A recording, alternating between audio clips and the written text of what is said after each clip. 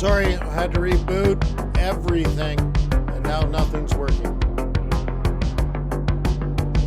Trying to get back through YouTube.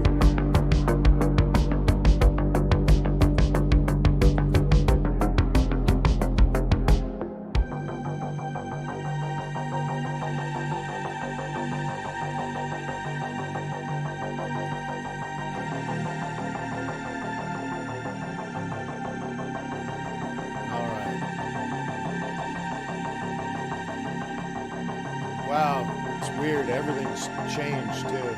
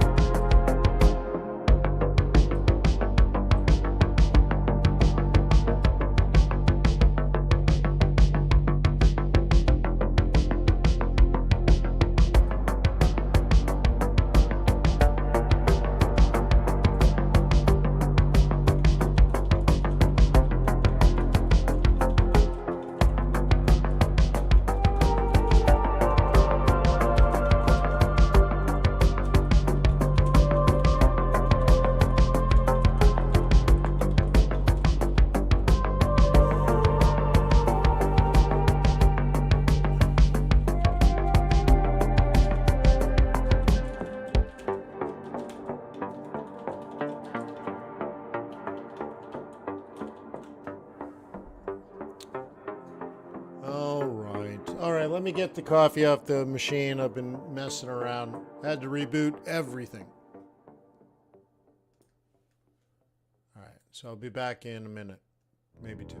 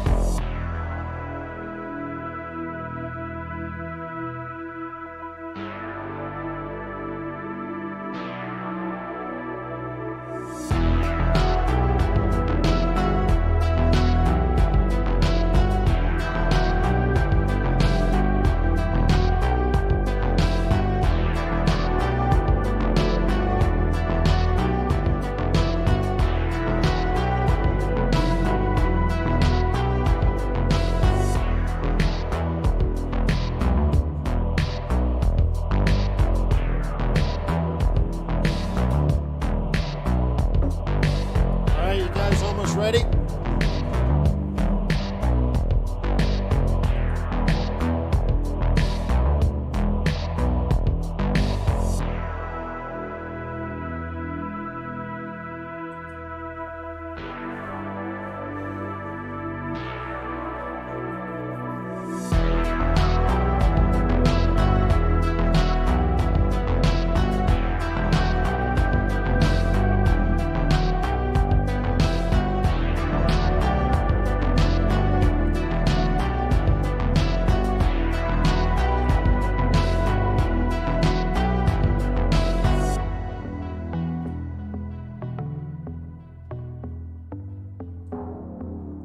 All right, now I got to find the chat. There it is.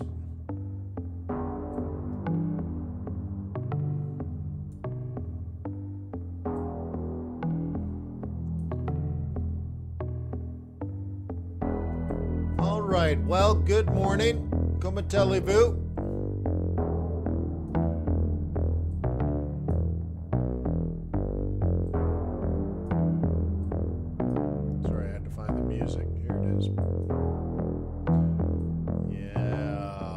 right, welcome to Forex.Today, the YouTube community of 21,000 foreign exchange traders. We gather here today to conduct technical and fundamental analysis. The overriding goal of planning our trades in advance because trading is risky, not appropriate for everyone. Your past performance, good or bad, is not necessarily indicative of future results. Please stay small, stay humble, focus on the long term. Never risk money you cannot afford to lose. My name is Wayne. Can you see it? Don't be, I guess I'll blur it. Don't be a what?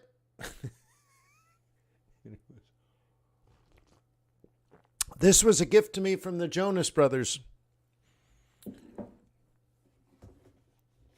Well, they didn't buy it for me, but I was in the room with them at the time. So, anywho, hey, do you want to do some Forex? Sounds good to me. What do you want to do? Gold, oil, and Bitcoin as well? You want to look at the stock markets? Yeah, sure. Why don't you let me know what you want me to cover? You know what? Why don't I give you the keys to the Porsche and let you drive? I'll go shotgun. Okay? You take me on the journey and I'll back you up. So let me know how I can help, huh? Cool. Chris, you want some gold? Sure. There might be some up today for the first time in a long time. Sure. In fact, did you guys see the bid on the gold on metals in general? Yeah. Hey, do you what would you prefer? Do you want a broker that trades against you and laughs at you when you lose money? Or would you like a broker that has a symbiotic relationship with you, which means if you succeed, they succeed. Therefore, they want you to succeed. They hope, they pray for your success.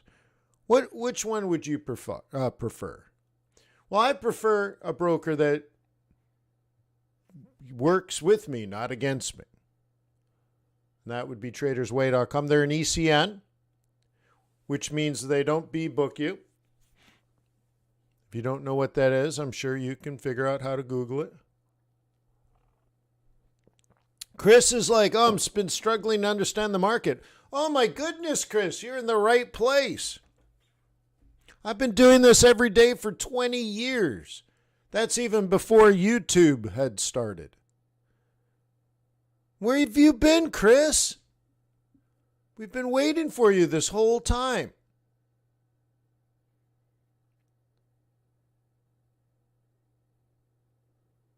Yeah.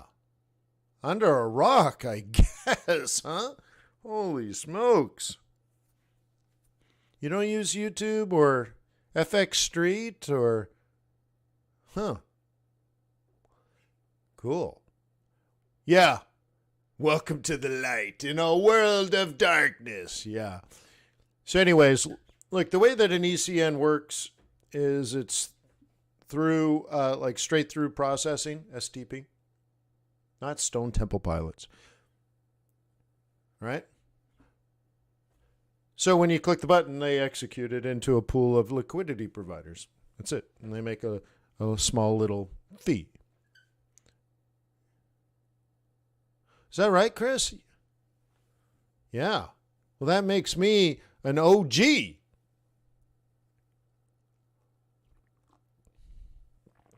Anyways. So I like working with Traders Wave, right? They're good people. Yeah. Hey, I started a new service.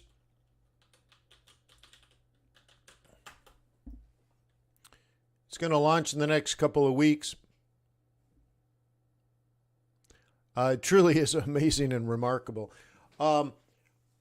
I thought it was going to be mostly day trading and swing trading, but I've kind of uncovered some data. It's kind of like when you just have massive amounts of data, you don't really know what you have because you have all the data. It's just numbers on a spreadsheet. And then you have to then go through and figure things out like, well, if we did this with the data and if we did the other thing with the data, like you don't know what you can create. And one of the things I've uncovered is that there's amazing scalping data. So for those that love to scalp and for those that love to trade the news,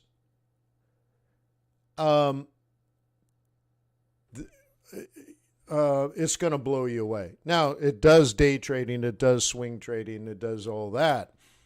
But there's sort of an uncovered secret that's going to be amazing. So the only way to get the service when I launch it is that you have to sign up for this email. I'm not going to do a blast. You're like, well, what does it do? Well, I use AI to look at 7,500 charts at the same time. And it'll tell you the 5 or 6 that are important for you to look at right now. Let me say it again. It looks at 7,500 charts and it tells you the 5 or 6 you should look at right now. It looks at the 12 best performing patterns. Remember, it's technical analysis. So anyways, if you believe everything's in the price, oh my goodness. But of course, I don't believe that to be true. So I also use artificial intelligence to analyze Forex and futures. So like on Friday, on Friday, we got an update to the commitment of traders report.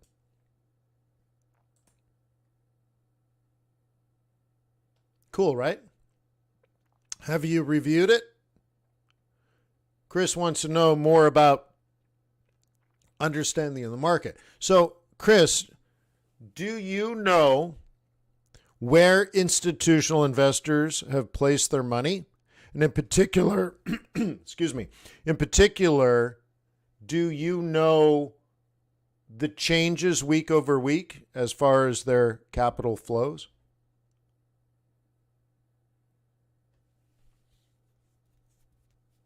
Yeah, well, maybe that's part of the problem, right? Say, I can fix you, Chrissy. How about this, Chris? Are you tracking inflation and interest rate projections by the staff at central banks around the world?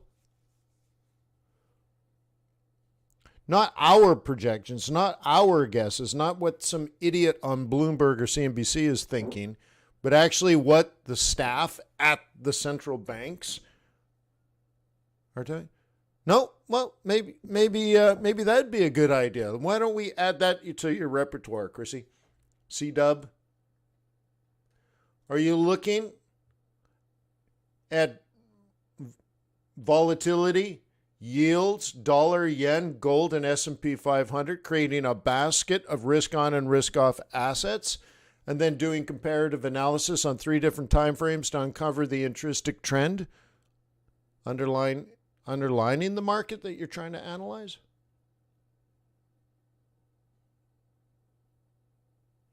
You're doing that, right, Chris? I mean, surely you're doing that.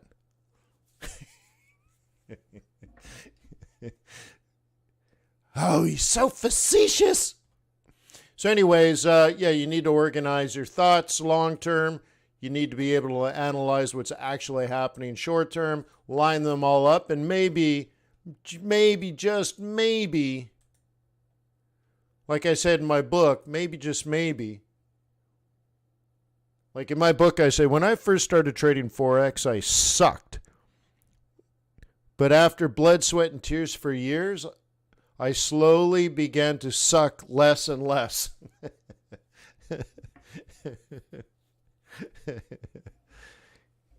Yeah.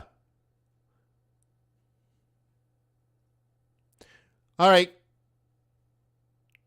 Chris, you need to, don't go here. Chris, go. Let me show you where to go. You're not ready for this.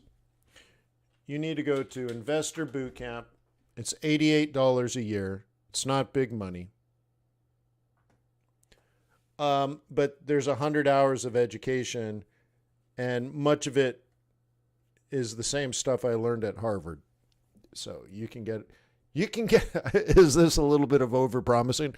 You can get a Harvard education for $88. Well, I don't know about that, but yeah, I probably spent $10,000 on textbooks. Yeah, you can sign up for $88.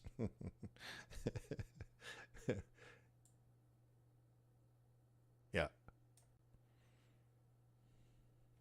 All right, all right. Well, what do you guys want to do today? I'm tired. Gee whiz. I'm tired. It's 8 o'clock in the morning on a Monday, and I'm exhausted. My eyes are actually watering. How are we going to get through the day? Well, I'm going to borrow from your energy, so thank you for being here this morning.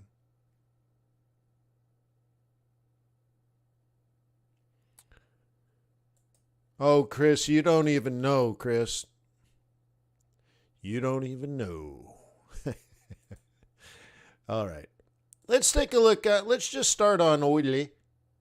Let's get oily. So the question is, are we back to the moving averages for a bid?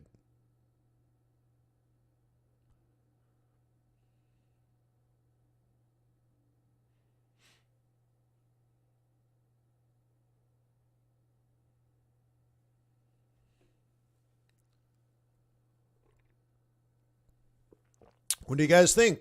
Are you going to bid it? Are you going to buy it? What do you want to do? What do you want to do? Huh? What you want to do?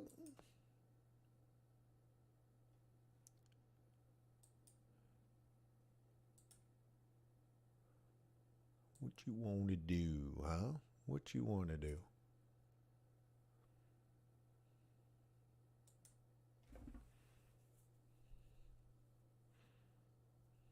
By the way, I uploaded the video today on the QuantBox YouTube site. Is everybody here subscribed to that?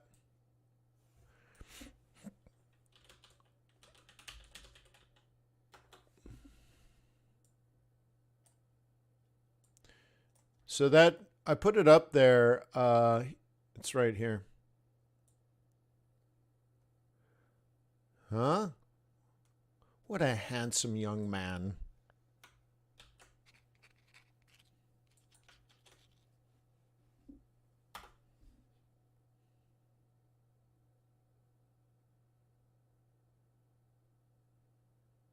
Well, Greg says trader sentiment data is, yeah. So that's why, like, with QuantBox looking at,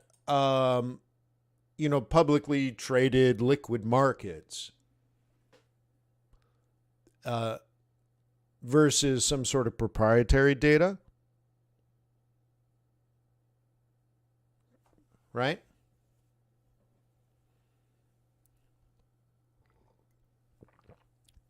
But you're right. In particular, that's a challenge in Forex since we all have different liquidity providers. Or you might use dollar index futures contracts versus like what I use here. Well, not for QuantBox, but QuantBox gets that data. And then if I use like this, I'm creating through Spot Forex a dollar index, which would be different from the dollar index future, right?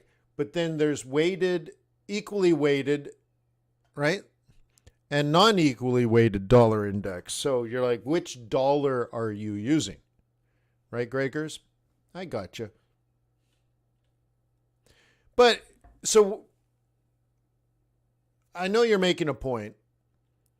But sort of like to counter the point, and I'm poking at you here. So take this with a grain of, well, with some lightness, right? Like, what are you suggesting, Greg? Not using any data source not looking at sentiment at all because it's all wrong. Well, I know you're not saying that, but you know, you got to use something. It's like the news out of China. I actually read the news out of China. Now, some of it's really hard to find. Some of it you can't find, actually. And then there's other reports that you read, and it's really interesting because they go through, they tell you all the bad data, and then they tell you how good everything is. And you're like, well, you really have to pay attention, and you kind of have to read between the lines because, let's just say it's filtered. But I wouldn't recommend, not using Chinese economic data. I'd just say, just realize it's being filtered, right? So anyways, it's not perfect. Right, Greg? It's not perfect. So like this dollar index that I have here is only based on the liquidity providers that Traders Way has. Is it every liquidity provider in the world? No, because Forex doesn't go through an exchange.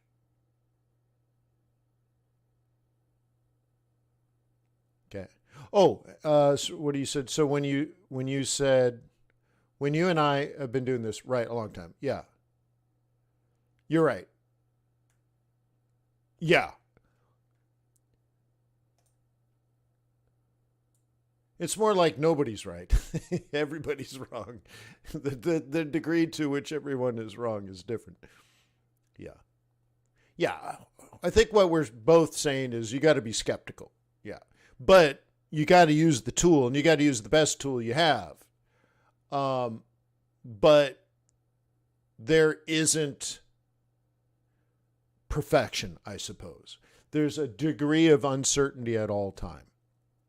So like with the new service traders.co, I can tell you that on one particular currency, or let's say in Forex, out of 652 times we saw an inverse head and shoulders over the last 12 months, 489 of them have worked and the others have failed for a percentage of 62.3%. Now, actually, I don't know if those numbers actually add up, but I have the ability to say or to show you. I could even show. I don't have. I have it in the back office. We're about to launch it in 2 weeks, but let me go back.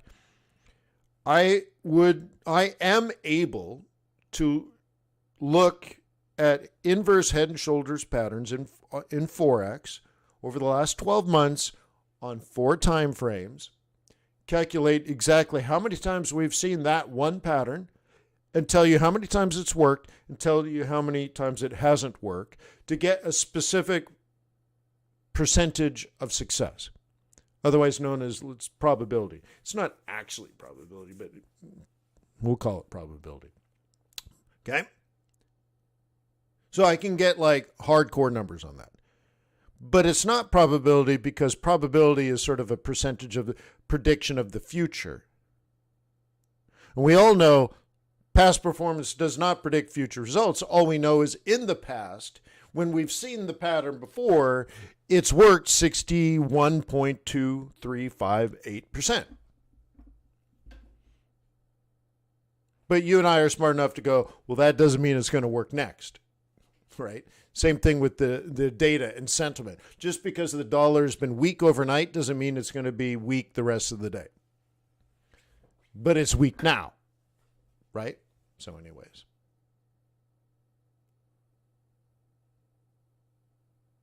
Okay.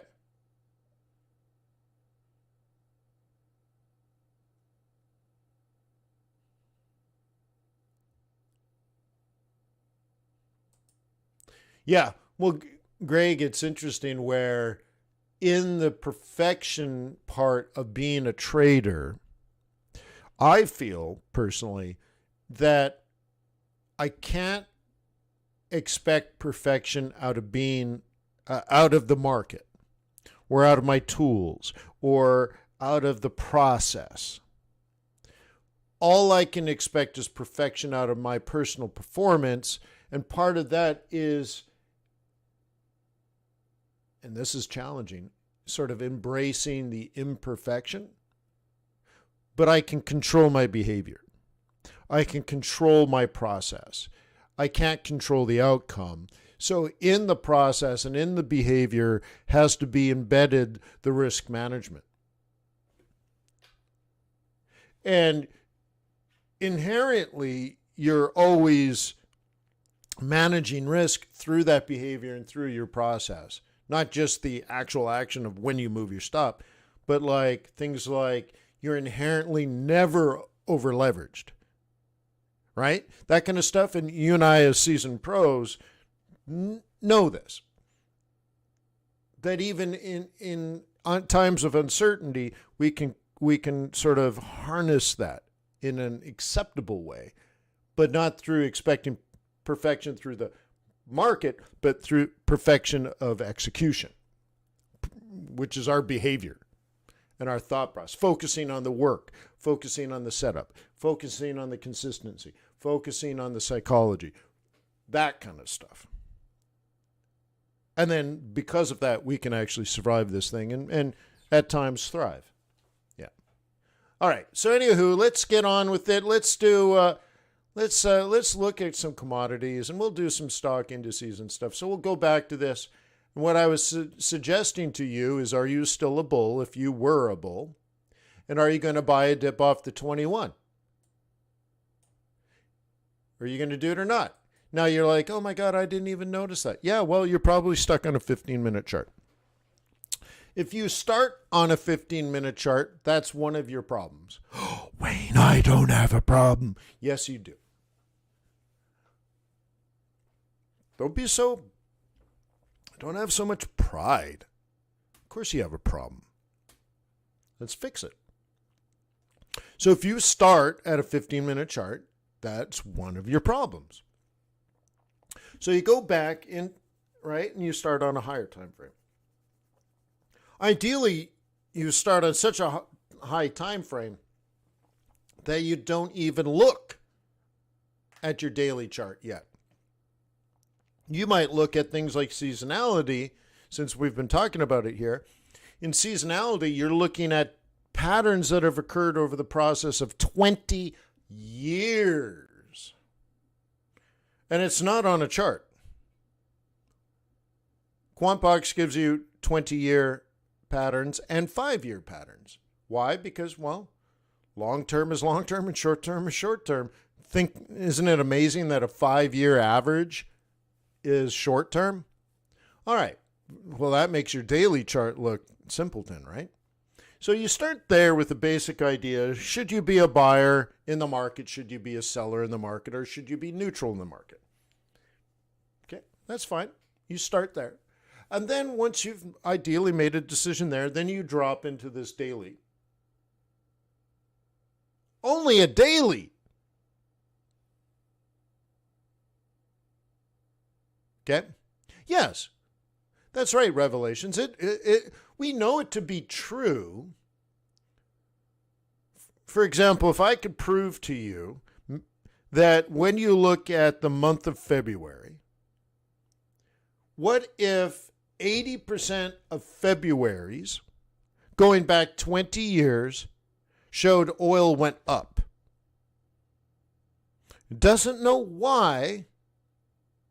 It just, if I could show it to you, would it be statistically relevant to your decision-making process? I'm not saying that's the number. I'm just making it up, of course. But you'd have to look at 20 Februaries. And if they were almost always up, meaning the price started at one price, and at the end of February it was a higher price, would you like to know that information before you start shorting?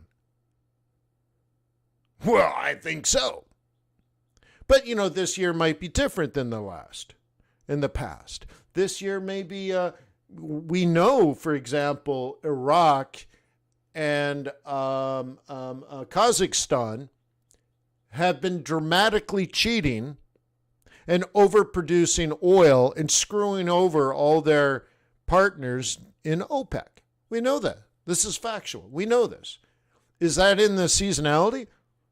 Well, were they doing that last year and the year before and the year before and the year before and the year before and the year before and the year before and the year before and the year before and the year but no. So this year maybe it's down and that'd be unseasonal. But wouldn't you like to know what's normal?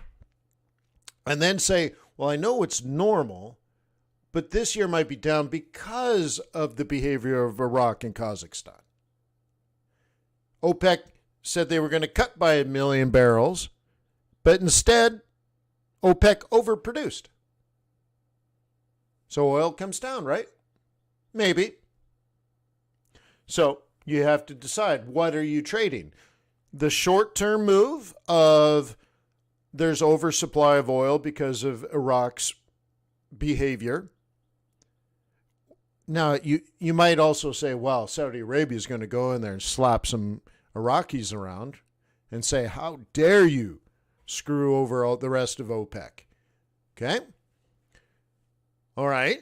So then on that thought process, you might be a bull and say, well, Saudi Arabia is not going to let Iraq get away with this. They're not going to let Kazakhstan get away with this. So that's a short-term move. So this is a buy zone if you're a bull. Okay? If you're a bear and you're like, no, global GDP is going to slow down. OPEC's going to continue to overproduce. Russia's going to continue to overproduce, and you're a bear. Oh, good, you made a decision. You don't say, well, MACD told me to sell it. Well, forget it. Forget you. Okay? No. So you made a decision one way or the other. So I'm just saying, look, if you're a bull and you're like, all right, well, the overproduction is going to stop. OPEC's not going to let this slide. Kazakhstan and Iraq is going to get slapped by Saudi Arabia and really the rest of OPEC. Because remember, they cheated everybody else. How do you think everybody's going to feel? Huh? Venezuela on the other side of the world is going to say, wait, what? We cut back production when we desperately need currency. And Iraq overproduced and took our oil? And they made money while we're starving? Dude, do you think Venezuela is cool with that? I don't. Okay? Libya could probably use the money, so Libya cut production, as everybody agreed, but Iraq increased and screwed over Libya? You think Libya's cool with that? No, nobody's cool with that.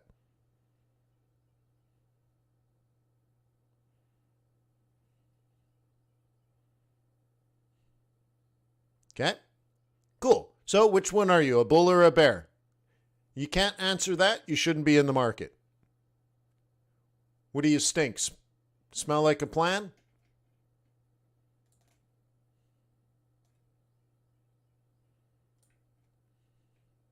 Yeah. Okay, Chrissy wants to be a bear. Well, we have a 21 above a 55 on a daily, so you shouldn't be a bear there. But if you were going to, you probably want to sell at 77. Actually, it's a little earlier than that. 77? You want to call it 77? 77.25? Okay, let's look at this on a smaller time frame. So, Chris, you would have it set up this way. Okay? And you're going to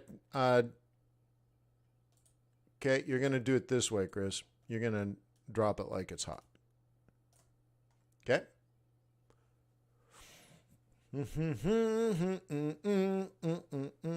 Somewhere between 77 and 77 and a half.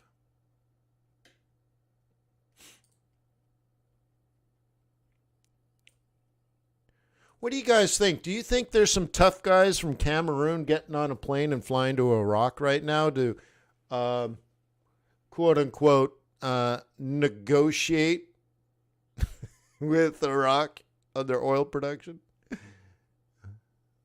Could be a rabbit, could be.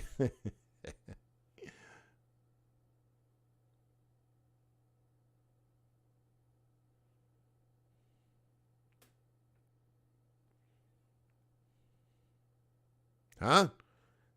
Yeah, that's why I have Serbians in my customer complaint department. Huh? Oh, go talk to my Serbians.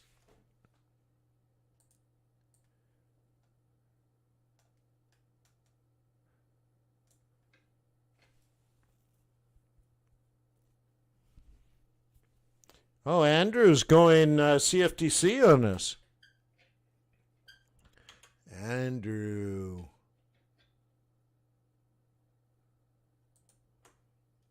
So what are you doing? But I'm neither. I'm Canadian. Osamu.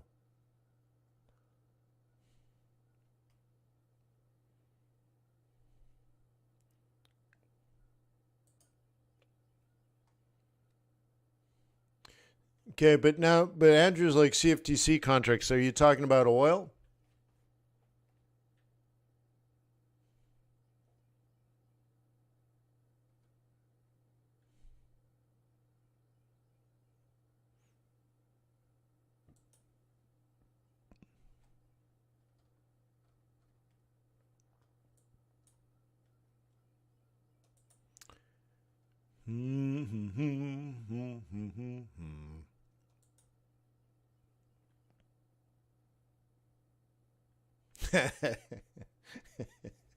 Yeah.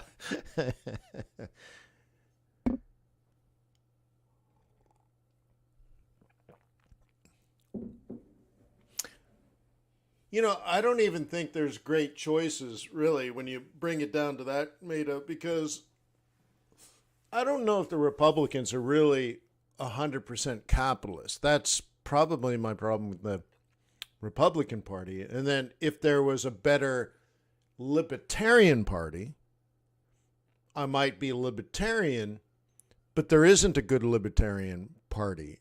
Like, so, um, yeah, there needs to be a new party to fit the Wayne in there. I'm definitely a capitalist pig dog. I'm definite private property. That kind of stuff. Um, I don't have problems with all transfer payments, let's say, which is what do you call it? Social welfare. I wrote a paper on a very, very particular type of social welfare that I thought would work. And I got an A, by the way. But it's very, very particular. Right. So I don't know. There isn't a party that fits the Wayne in there very well. Not perfectly, anyways. It'd be more like, and I think most Americans are like this, choosing what they're not. Okay. If Joe Biden wins another term, it's because people chose not to vote for Trump. you know, not because they want Biden, but they just can't stand Trump, or vice versa. So there's a problem in there. Yeah. So we I don't know. Maybe all this gets fixed one day, but I don't know.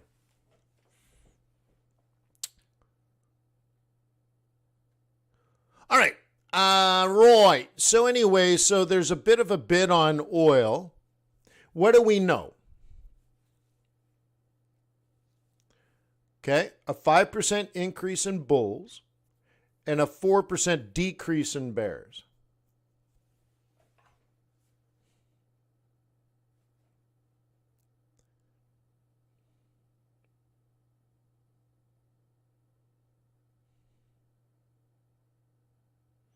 Okay. Oh, neat. So you would think there could be some bid on oil. Now, this is last week, of course. And it's not that QuantBox has old data. No, it has the most recent data reported by the Commodities Futures Trading Commission. This is actually was updated on Friday.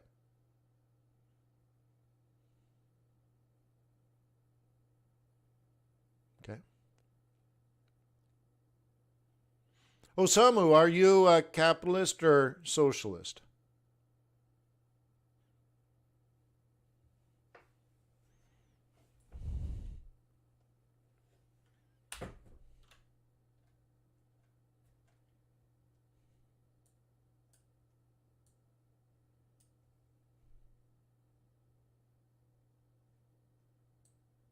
So this is QuantBox, by the way, guys. If you love the fact that you have that kind of data at your fingertips, pay the money, dude.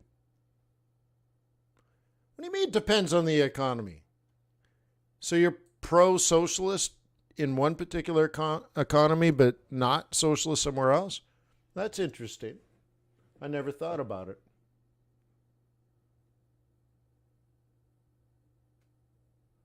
I suppose there needs to be a transition, right?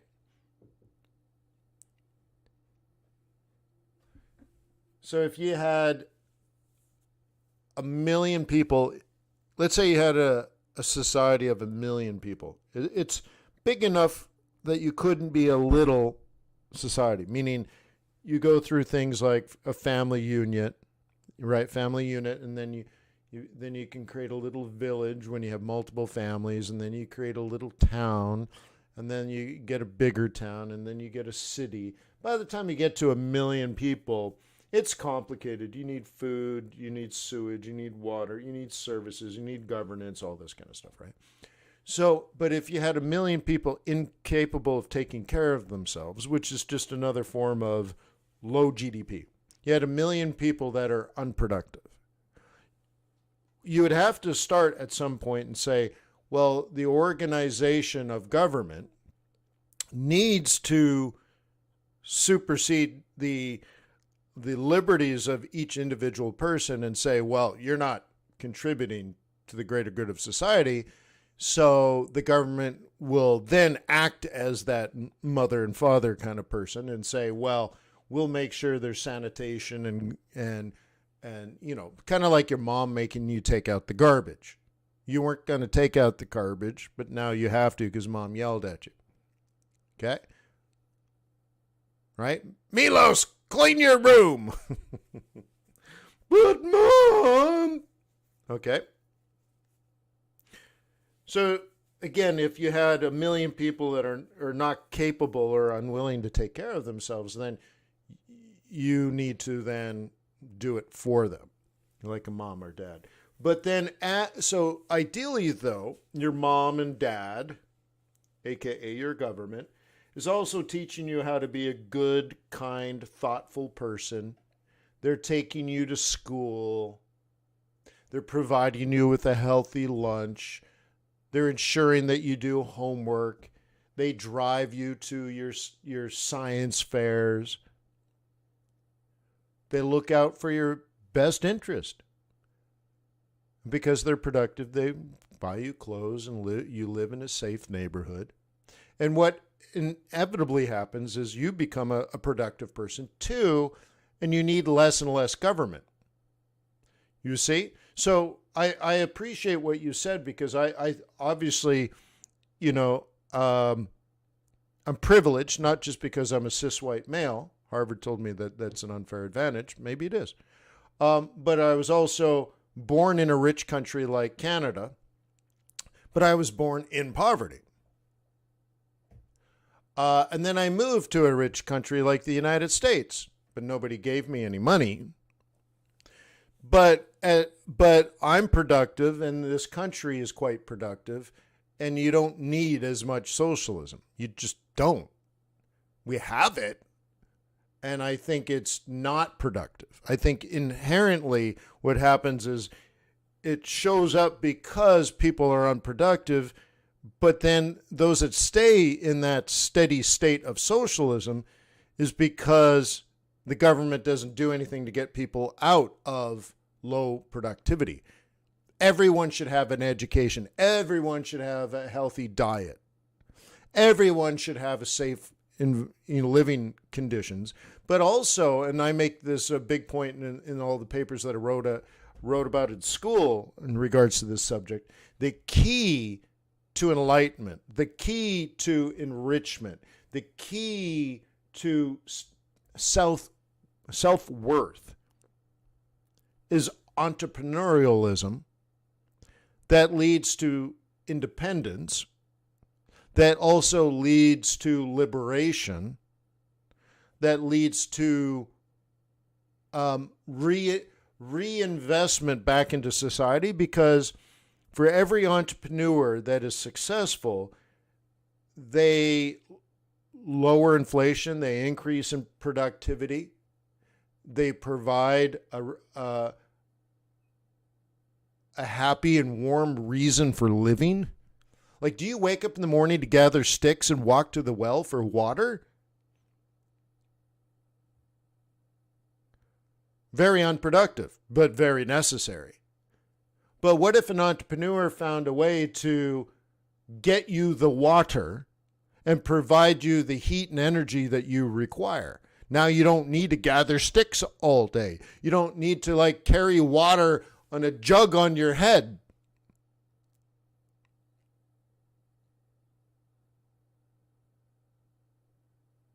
Maybe you can be an artist.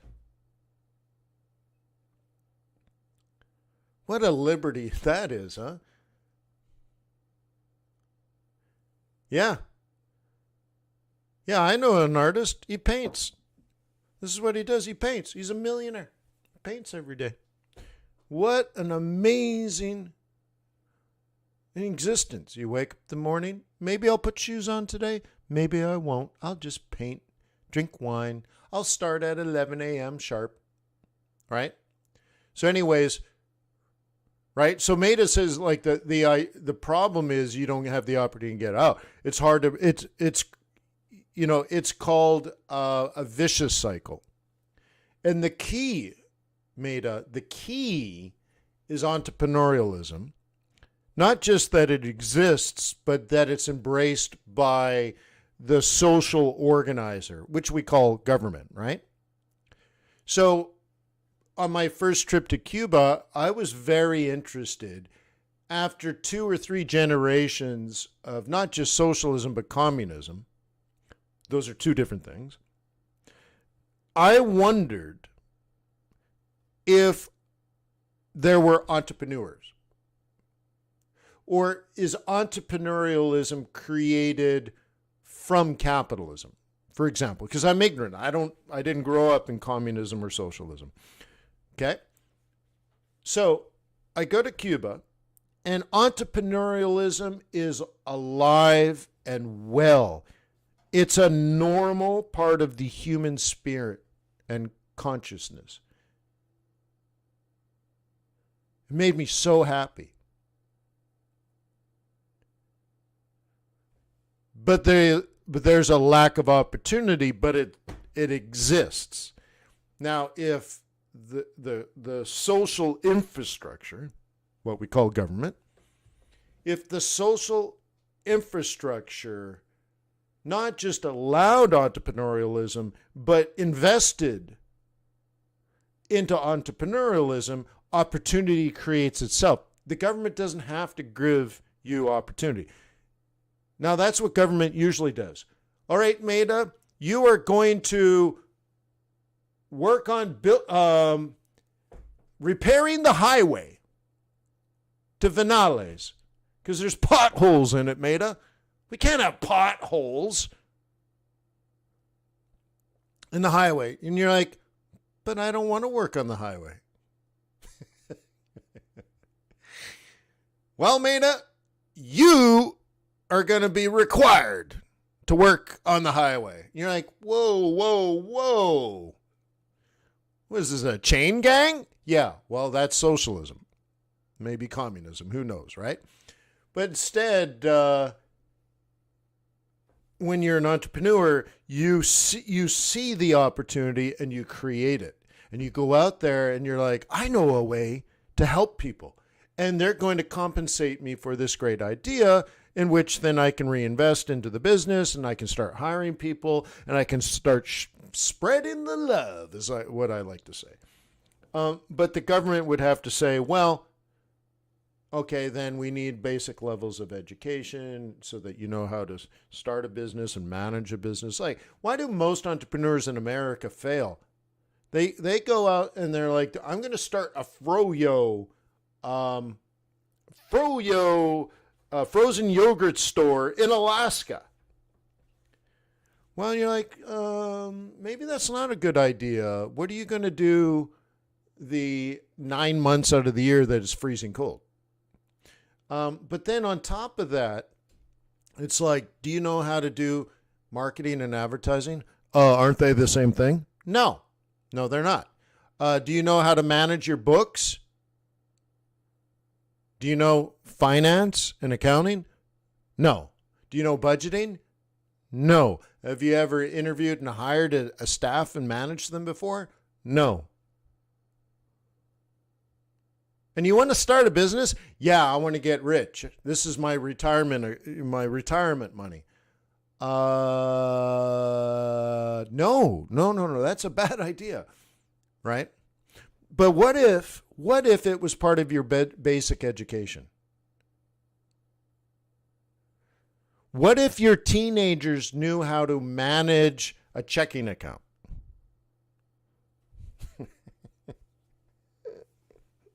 Wouldn't that be something, huh? So anyways, but I appreciated the Osamu. I appreciated it. That was a great response, and I will have to think about that more. This idea that there are some societies which there's so little education on entrepreneurialism that you have a society that can't take care of itself. But as Maida points out, very often the society never moves beyond that. So there's 1,000 people overseeing 1,000,000 people. The 1,000 people keep everything, and the 1,000,000 people get very little. Well, that's what we have to break. Right? And wouldn't it be great if I could go to Cuba and go out there and say, let me teach about entrepreneurialism as a way to, liberate yourself economically. Well, you'd probably never see me again. Yeah. And that would be the communist side, not the socialism side. I disappear because of that. So anyways, it's dangerous.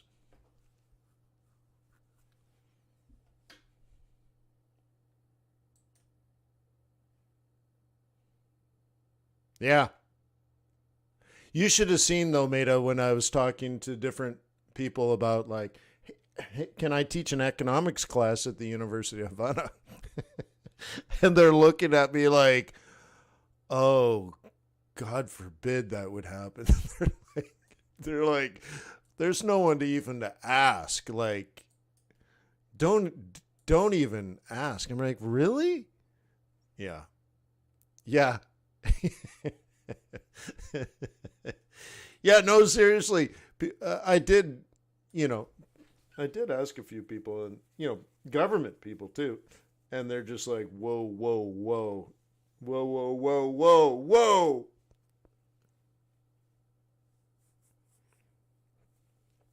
Whoa, whoa, whoa.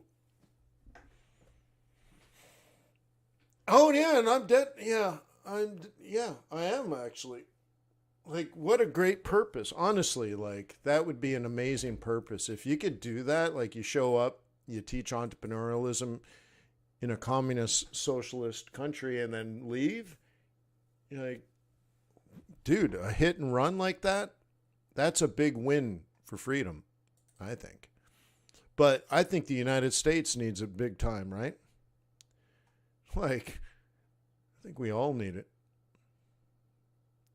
Like with even like Canada, there's no real upside to being an entrepreneur. We're talking about Canada.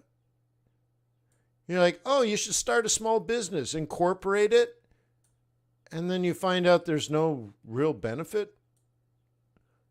Canada's not like, oh, you should start a small business. No, Canada's not really set up that way. It's like, nah, go ahead. Go ahead. Whatever. See if we care. Yeah. I'd say one of the most interesting countries out there is Hong Kong. And I hope it survives and thrives and stays not communist socialist pig dog, right? And in places like Hong Kong, there's no capital gains. Taxes are low. But because of it, you have the freedom to be stupid. What do I mean by that? In America, you're treated like a child. So I have to do every day, I have to tell you, that trading and investing is risky and not appropriate for everyone. Your past performance, good or bad, does not predict in future results. Please stay small. Like, I have to tell you this every day like you're a child. It's required by law. Trust me, I know. I actually got into a situation with the National Futures Association. I ran a commercial on CNBC and Bloomberg, and it has to be pre-approved by the government. So I hired voice actors and everything. It was quite a to-do, and I sent the completed video of the commercial to the NFA, and at the very end it said, "Practice on a demo account in case before you blow up, practice on a demo so you don't blow up your real account or blow up your real money." Something like that, right? Like, practice on a demo account.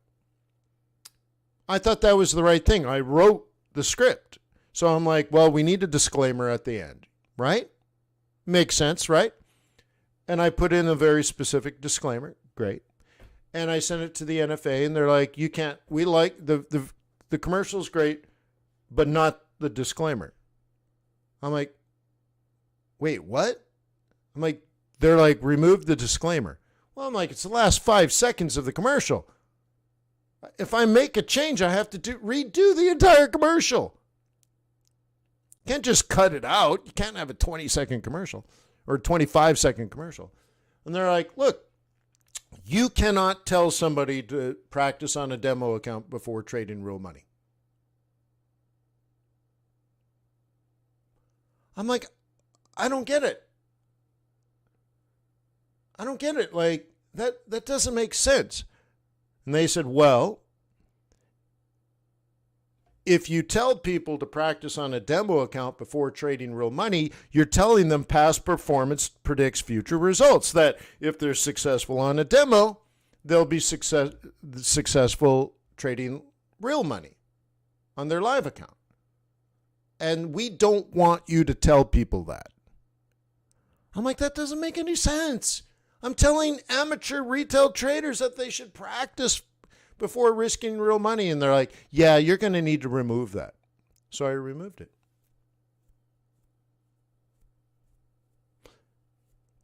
And I'm like, oh. Right? And I don't think it should be illegal for you to make dumb decisions. I'd rather make dumb decisions and not have a government tell me what is right or wrong, but that's just me. And that, obviously, I lean more capitalism. I don't have a problem with the NFA. I don't have a problem with the SEC. I don't have a problem with regulatory oversight. But like in Hong Kong, and this is where I was going with this, if you invested into a company on the Hong Kong Stock Exchange as a Hong Kong citizen and you lost money, the government comes in and are like, well, that's your fault. You made a bad decision. And that's even in the case of fraud where the company goes public, they raise a bunch of money, and then 6 months later, they just disappear. You're like, whoa, what? Really? The government would say, well, the government would look at it this way. You invested into a company without doing any due diligence. Huh. Well, that's your problem. And now for them, it's illegal, and if they get caught, they go to jail. That's not the issue. But the issue is you invested money with in a fraudulent company. Well, that's your problem, not anybody else's. The government's not going to bail you out. Your neighbor next door to you didn't make that dumb decision. Okay? So anyways, I'm somewhere in between, right? That's right.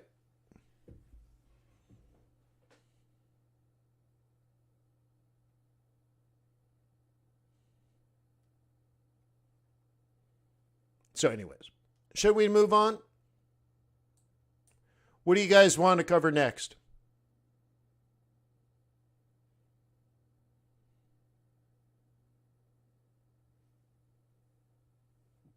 I'll just let you guys vote. I'm too tired.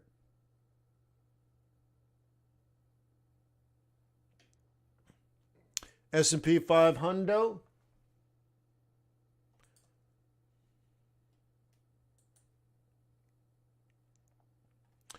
All right.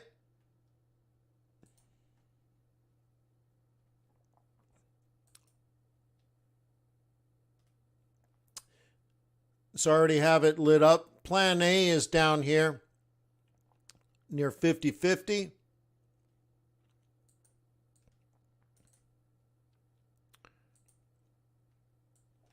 Okay.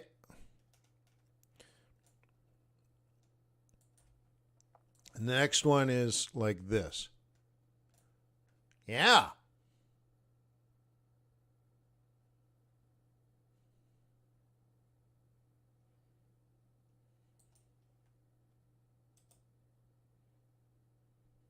So let me go and set it up in case. I always forget because even if it's set bearish, I can see the bullishness. So I can just do it. But anyways, okay. I think a little dipsy-do there, but you know what? We're in the buy zone for the day.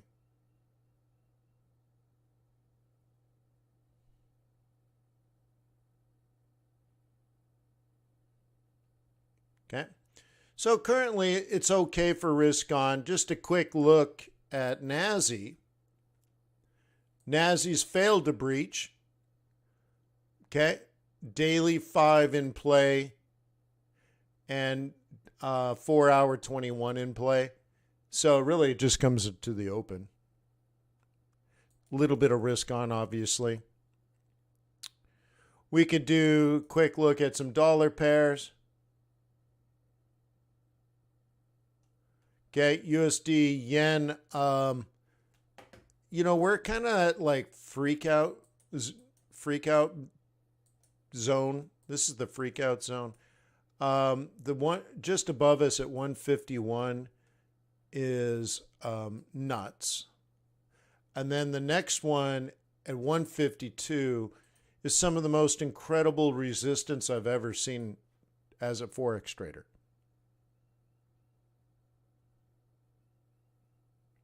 There was one time that I can remember, and it was also a yen trade.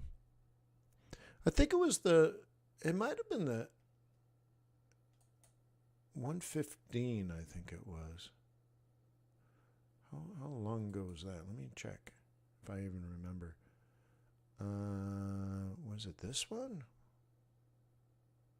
2023. No way. Hang on. Oh my God. Yeah, I have to go back to a monthly chart. 97, no. 2002, no. Yeah. Somewhere in here. I wish I could just zoom in here. I remember trading in here. Let's see if I can get a click in here. Let's remove that. Let's see if I can get a click in.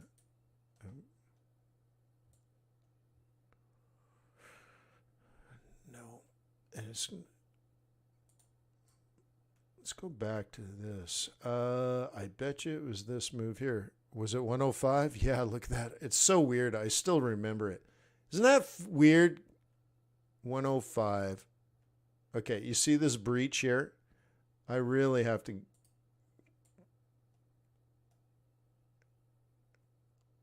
There it is. Oh, ugh. Oh my God. I remember this.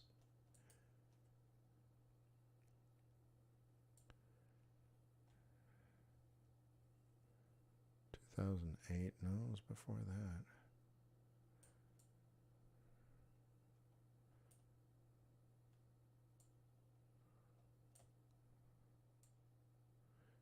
Which one was it? 8? No, I don't think it was 8. It must have been this. Somewhere in here. Now, these are weekly. So, in 1 week, we went from 107 to 94. I mean, like, look, guys. Let's try to put this into context. Okay, some of these moves here. I mean, it's 1,300 pips in less than a month. And I remember this drop here, and I can't even see the actual spike for some reason.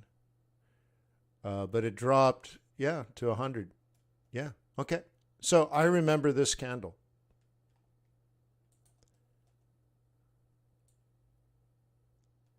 Okay. So what I was saying is, I haven't seen this kind of like resistance in a long time. Now, I remember this move here, this one candle, because most of it happened on the breach of this line here. I can't go daily because it's just too far back. But it dropped from 105 to 100 in minutes.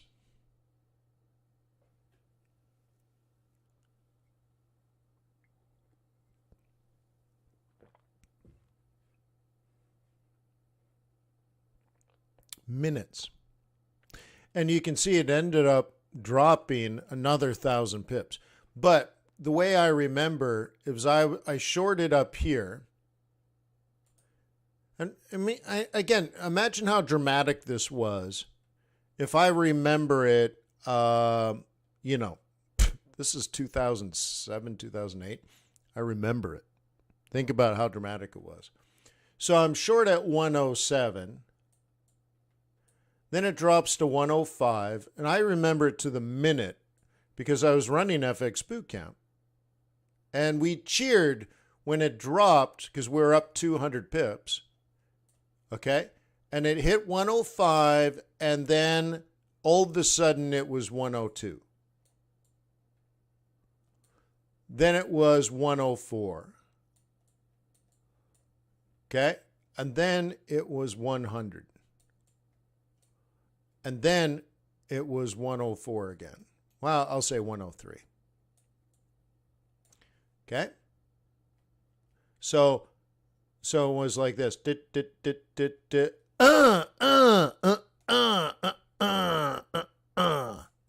All in about 15 minutes. Maybe 20. And then it closed low. You see it closed the week low, and then it fell the next week, and then it fell the next week, and then it fell the next week, and then rebounded. Okay? And so that's insane, right? Where you have 200 pips profit, but then suddenly you have 500 pips profit.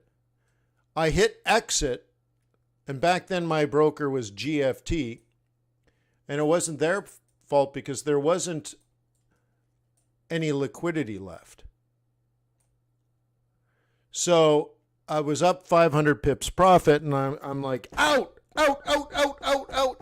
And it sat there for like 20 minutes, and it ended up only making 300 pips profit. So I had 200 pips of slippage. Now, we have a much more liquid market now than back then. But obviously a key level. And like I said, we cheered because I knew how important it was, and we were well prepared. And it was all part of our trade planning. But then I go to where we are now, and I think I have a better highlighted somewhere else, don't I? Yeah, I have a different one. I think maybe on my yen trades. Yeah, look at all the resistance I have up there. I'm like 102 matters. So we either go up to 102 and this drops like a ton of bricks, or we go through 102. Sorry, I'm saying 102. We go through 152, up to 152, and then it drops like a ton of bricks. Or we go above 152 and we hit a million stops. Just imagine there's a million stops sitting here. So what happens if everyone is short and these stops get hit? Well, then we're going to pop to 155 in 2 shakes of a lamb's tail. Don't you think?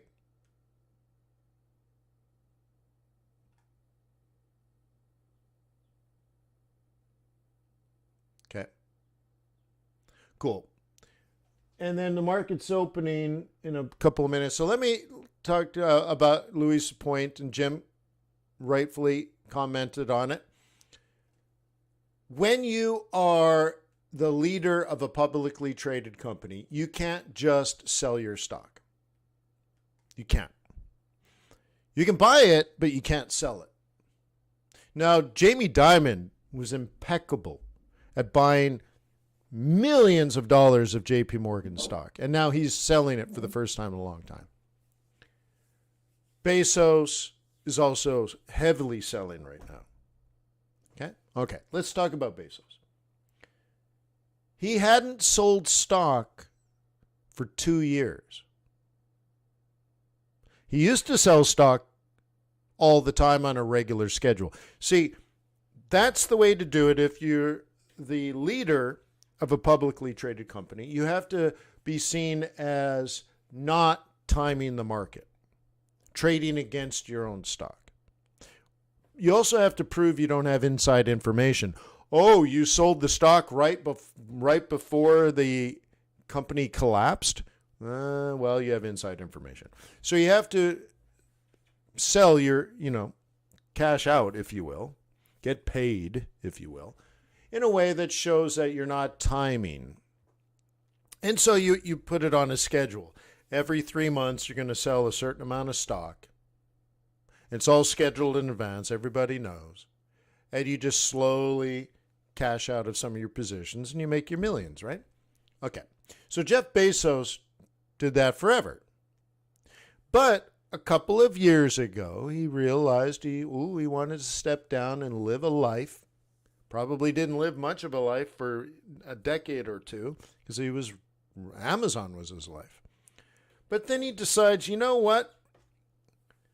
I want to move out of here. I don't want to be the CEO of Amazon anymore. I want to go party. I want to go where it's warm. I want to go where it doesn't rain. I want to go where there's no capital gains or state taxes.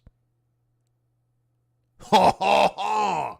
Now, if you remember the end of When Harry Met Sally, he said, when you suddenly realize you don't want to pay capital gains taxes the rest of your life, you want the rest of your life to start immediately. I'm pretty sure that's how that movie ended. But, so Jeff Bezos realized he's going to move to Florida. Way, way, way, way, way lower taxes. So he stopped selling. He stopped selling on his regular scheduled program of selling stock. He stopped selling. Jim says, don't they also have to give a 30-day notice? It's all pre-scheduled is what I'm saying, Jim. So you hand it over a year in advance, or you hand over a document that says, every 30 days we're going to sell 50,000 shares, and it's going to go like this forever, basically, right? And the lawyers handle that. But it's disclosed in the declared. Okay? But more than 30 days, probably years in advance, right? All right, so anyway, so Jeff Bezos realized he's going to step down, he's going to move, so he said, you know what?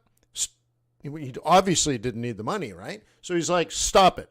No more selling of assets. Okay, great.